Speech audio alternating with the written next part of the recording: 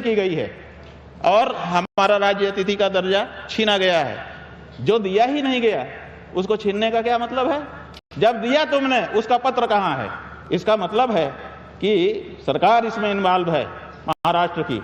ये पहला राउंड बातचीत का मेरा लगभग समाप्ति की तरफ है। उसके बाद मैं अपने विशिष्ट मेहमानों को भी इन्वॉल्व करूंगा। राउंड 2 की तरफ बढ़ूं उससे पहले जरा एक बात कहना चाहता हूं। स्वामी जी, तमाम अभी और बहुत सारी बातें खासतौर से भारत के संत समुदाय को लेकर आपसे बात करनी है। मोहन भागवत ने अभी दिल्ली में ये बात कही कि काशी मथुरा को लेकर संघ कोई अपनी तरफ से सक्रियता नहीं दिखाएगा। स्वयंसेवक हिंदू स्वयंसेवक हैं, अगर वो करना चाहते हैं तो करें, संघ उसमें औपचारिक रूप से नहीं जाएगा। इसको आप कैसे, क्या ये रणनीति का हिस्सा हो सकता है? क्या कई बार कह रहे हैं कि राम जन्मभूमि में हमने भाग लिया था। कब लिया था भाग बताइए? मोहन भागवत किस जेल में गए थे?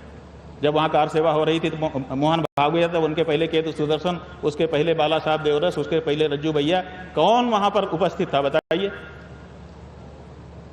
झूठ क्यों बोलते हैं देश के सामने? ना वो राम जन्मभूमि के आंदोलन में थे और ना यहां रहेंगे। वो तो अब तो साफ ही कह रहे हैं। ये सनातनी हिंदुओं ने लड़ाई लड़ी है। सनातनी हिंदुओं का चूंकि नेतृत्व नहीं है, सनातनी विचारधारा यहां पर राजनीति नहीं करती है, इसीलिए जो राजनीति हिंदू की कर रहा है उसके पीछे सब सनातनियों को गिन लिया जाता है। तो हम सबको भाजपा में गिन लिया जाता है। क्यों? क्योंकि दूसरी कोई सनातनी विचारधारा की पार्टी ही देश में नहीं है। तो स्वामी, सनातनी विचारधारा की राजनीति ही इस देश में नहीं होती है। जिस दिन ये होने लग जाएगी उस दिन अलग हो जाएंगे। तो बहुत सारे लोग तो ऐसे भी हैं जो स्वयंसेवक भी हैं, सनातनी धर्मावलंबी भी। वो स्वयं सेवक हैं, उनकी अपनी स्वयं की भावना है। ये अब एक और राउंड हुआ। अब जल्दी से 2-2 मिनट आप सबके पास है, अपनी अपनी बात कहिए। बिल्कुल, आप 2 मिनट प्लीज मर्यादा रखिएगा। जी देखिए, क्या है कि महाराज जी से लोग डरते बहुत हैं। प्राइम मिनिस्टर के पास टाइम नहीं है। धीरेन्द्र शास्त्री के पास गए थे पर्चा दिखवाने, शायद वहां घूम आए। उसके बाद एक साहब ने संभल से बुलाया। मैंने महाराज जी को पिछली बार बताया था, जो संभल में मंदिर बन रहा है, कांग्रेस को छोड़ करके भाजपा में आए हैं, बहुत बड़े धर्मगुरु हैं, नाम नहीं लेना चाहूंगा। वहां पहुंच गए, वहां भी मंदिर का इनॉग्रेशन कर दिया। लेकिन महाराज आप सब बात कह ही रहे हो जी, तो नाम क्यों नहीं लेना चाहूंगा? नहीं नाम थोड़ा रिसर्च, सब कुछ कह रहे हो। गोल गोल मत घुमाइए, अब नाम लीजिए। बहुत देर में आचार्य प्रमोद कृष्णन, आचार्य प्रमोद कृष्णन, आचार्य प्रमोद कृष्णन साहब को डिस्प्यूटेड जमीन चाहिए थी। प्रधानमंत्री जी से मिले, प्रधानमंत्री जी ने बोला जब मैं हूं तो क्या डिस्प्यूट, क्या अनडिस्प्यूट, और पहुंच गए और मंदिर भी इनॉग्रेट हुआ, समर्थन भी हुआ। आप सुनते जाइए। लेकिन जब महाराज जी पहुंचते हैं और लोगों के साथ पहुंचते हैं और एक मांग के साथ पहुंचते हैं, आप मांग को मानिए ना मानिए, आप मिल सकते थे, सम्मान दे सकते थे, लेकिन प्राइम मिनिस्टर के पास टाइम नहीं है, जो अपने को हिंदुत्व का पोस्टर बॉय कहता है। आज ये इस देश की स्थिति है। ये रोजगार की बात कर रहे थे। आपकी तो अच्छी नौकरी है साहब, आप एंकर हैं, बढ़िया सैलरी है, क्यों चाहते हैं नवयुवक पकौड़ा तले? नौकरी तो चाहिए ना। अडानी अंबानी के लोन को माफ करने के लिए मुल्क में पैसा है, लेकिन आपके पास गरीब बच्चों के लिए को स्कॉलरशिप देने का पैसा नहीं है। ये इस देश की सच्चाई है। अच्छा चलिए, आपका 2 मिनट हो गया। विवेक जी कृपया माइक दे दें गार्गी जी को। जी हाँ, बहुत बहुत धन्यवाद आपको। धन्यवाद। 2 मिनट आप। हाँ 2 मिनट। मेरा प्रश्न ही है, मैं कुछ थोड़ा सा हटके प्रश्न कर रही हूँ कि आजकल बहुत ही डेमोग्राफी और इलीगल इमिग्रेंट्स को लेकर बात हो रही है। प्रधानमंत्री जी ने भी किया लाल किला से, और ये सही भी है, क्योंकि हमने देखा, इतिहास भी गवाह है, जहां पे भी डेमोग्राफी चेंज हुआ, क्या हुआ? बांग्लादेश, पाकिस्तान से शुरू करके, मेरी पैदाइश बंगाल की है, तो बंगाल में मुर्शिदाबाद में क्या हुआ हिंदुओं के साथ, सबने देखा। सरकार किसकी है? एक सेकंड बॉर्डर कौन संभालेगा? आपके साथ में बहस नहीं कर रही। आप बताइए ना, ये भी बता दीजिए, सरकार देश में किसकी है? बॉर्डर संभालने की जिम्मेदारी किसकी है? उन्होंने बोर्ड की सरपरस्ती किसकी है? बता दीजिए ना। विवेक जी मेरे को बात दीजिए, बताइए जरा। विवेक जी यहाँ पे आपसे बहस नहीं कर रहे, मुझे बोलने दीजिए, मैं उनको, मैं आपके जवाब हो गया सवाल आपका। हाँ, नहीं जवाब। तो जो बात है ये, क्योंकि हमने देखा है कि ये हुआ है, और ये भी सही है, जिन लोगों ने बोला था लड़के लेंगे पाकिस्तान, उनका ये प्रोग्राम भी है कि गजवाए हिंद या दारुल इस्लाम का। तो ये जो तो डेमोग्राफी चेंज डर है, तो क्या आपको भी लगता है कि आज से 10 साल या 20 साल बाद हमारे देश के लिए ये जो डेमोग्राफी का बदलना, ये बहुत बड़ा संकट हो सकता है? और दूसरी इससे लगा हुआ, क्योंकि मैं बंगाल की हूं, आप को बंगाल का भविष्य क्या दिख रहे हैं? क्योंकि 2026 में इलेक्शन है, हम सोचते हैं कि ममता बनर्जी आएगी तो बहुत सर्वनाश होंगे। तो उसके बाद आप रवि जी आप अपनी बात कहिएगा जी। इसका अगर जवाब दे दे उनको। हाँ, देखिए ऐसा है घुसपैठ कि जो परिस्थिति है वो ये है कि हमारे दो का सिद्धांत यहाँ की सनातनी जनता पालन कर रही है। जनसंख्या का नियंत्रण करने के लिए सरकार ने कहा, भारत के लोगों ने भारत की उन्नति के लिए अपनी छाती पे पत्थर रख करके उसको भी स्वीकार किया है कि ठीक है, देश के हित में हम ये भी करेंगे। लेकिन कुछ लोग इसको अस्वीकार कर रहे हैं, वो अपनी जनसंख्या बढ़ाए जा रहे हैं। क्यों बढ़ाए जा रहे हैं?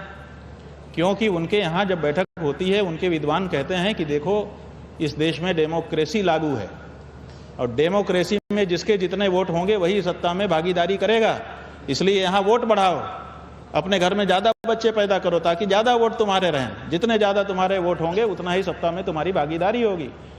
तो वो सत्ता के भविष्य को समझ रहे हैं और इसीलिए बढ़ाते चले जा रहे हैं। केवल पैदा करके नहीं बढ़ा रहे हैं जी, करोड़ों करोड़ बाहर से आ रहे हैं, अपनी बस्ती में वो बसा ले रहे हैं और बसा करके उनका आधार कार्ड बनवा दे रहे हैं और उनको नौकरी और रोजगार दे दे रहे हैं। और डेमोक्रेसी बड़ी तेजी से बदलती चली जा रही है और ये विचार का विषय है, भारत की सरकार के लिए विचार का विषय है कि अगर ये होता रहा तो हिंदुओं को एक दिन धर्म पालन में कठिनाई आएगी। इसीलिए हम चाहते हैं कि ये जो राजनीति चल रही है, जिसमें बाहर से मुसलमानों का विरोध होता है लेकिन अंदर से समर्थन भी होता है, 300 से ज्यादा कल्याणकारी योजनाएं चला दी जाती हैं उनको लिए, तो ये ठीक नहीं है। इस बारे में भारत की जनता को जागरूक होना चाहिए क्योंकि ये एक बड़ी समस्या भारत की भविष्य में होने वाली है, ये तय है। मतलब आप भी मानते हैं संकट है। इसी संदर्भ में ये योगी आदित्यनाथ हैं जो इस बारे में ये कह रहे हैं कि संभल में जब आजादी हुई तो 45% हिंदू थे, अब 15% बचे हैं। डेमोग्राफी बदलने की कोई भी कोशिश कामयाब नहीं होगी, ये उन्होंने कहा है। संभल कैसे समाजवादी पार्टी और कांग्रेस के समय में चुन चुन करके हिंदुओं को निशाना बनाया जाता था, कैसे उनकी डेमोग्राफी को, उनकी जनसांख्यिकी को कम करके लगातार उन पर अत्याचार करवाए जाते थे, कैसे दंगे करवा करके हिंदू विहीन कर दिया जाता था क्षेत्रों को। बात यह है कि कहते कुछ हैं। देखिए, हम काशी में जब मंदिर तोड़े जा रहे थे तो हमने सोचा कि हम क्या करें, भगवान को जाके पुकारें। तो हम हर मंदिर गए, 1453 मंदिरों में हम गए दर्शन करने के लिए नंगे पांव। 750 किलोमीटर पैदल हम चले गलियों गलियों में। और हमने कुछ ऐसे मोहल्ले थे जो हमारे मुस्लिमों के हैं, उनमें भी हमारे तीर्थों के मंदिर विद्यमान हैं। तो हम कुछ उन मंदिरों को खोज खोज के जा रहे थे तो हमको थाने की पुलिस आ गई, उसने कहा कि आप यहाँ मत जाइए। हमने कहा क्यों ना जाएं? कहा कि वहाँ जाना संभव नहीं है, वहाँ पूजा नहीं हो रही है। और कुछ ऐसे मंदिर हैं जो बड़े बड़े मंदिर हैं और उनके ऊपर कचरा डाल डाल करके उनको पाट दिया गया है। कुछ ऐसे मंदिर हैं जहाँ पर पूजा करने के लिए कोई जाता है तो दिक्कत हो जाती है। अभी जब संभल में मंदिर निकले थे तो काशी में भी कुछ उत्साही लोगों ने मदनपुरा नाम का जो मुस्लिम क्षेत्र है वहां जाकर के एक मंदिर को खोजा और कहा कि भाई इस मंदिर का लिखा पढ़ी क्या है, ये मुसलमान के कब्जे में क्यों है, ताला क्यों बंद है। तो उस पर जांच हुई और जांच होने के बाद मुसलमानों ने कहा कि हम तो मना नहीं करते हैं, कोई भी आए। तो हिंदू नवयुवकों ने कहा कि हम पूजा करने के लिए रोज जाना चाहते हैं, हमको प्रोटेक्शन दीजिए। सरकार ने प्रोटेक्शन नहीं दिया और आज भी पूजा नहीं हो पा रही। तो जब वो कह रहे हैं कि आइए पूजा करने, तो सरकार हिंदुओं को पूजा करने जाने के लिए प्रोटेक्शन क्यों नहीं दे रही है? मतलब सरकार भी चाह रही है कि उनके बीच में आप हस्तक्षेप मत करो। तो ऐसी परिस्थिति है कि मुसलमानों को कहीं ना कहीं से बड़ा प्रश्रय मिल रहा है। जहां इस पार्टी की सरकार है, जहां उस पार्टी की सरकार है, इसका फर्क नहीं पड़ रहा है, वो लोग बसते ही चले जा रहे हैं। जब अफजाल अंसारी ये कहते हैं कि गौ माता के संदर्भ में जो मांग स्वामी जी की है वो जायज है और हम उसके समर्थन में, गौ माता के संदर्भ में वो आवाज उठाते हैं। कम से कम गाय को माता तो बोल रहा है और हमने ये सिद्धांत कर दिया है कि जो गाय को मां कहेगा वो हमारा भाई है। आप हमको खूब कह दो, जो कहना हो, जो आलोचना करनी हो कह दो, लेकिन उसके मुंह से गौ माता को माता शब्द में निकल रहा है, आदित्यनाथ के मुंह से नहीं निकल रहा है। हम किसको भाई कहें, आप बता दो। रवि जी,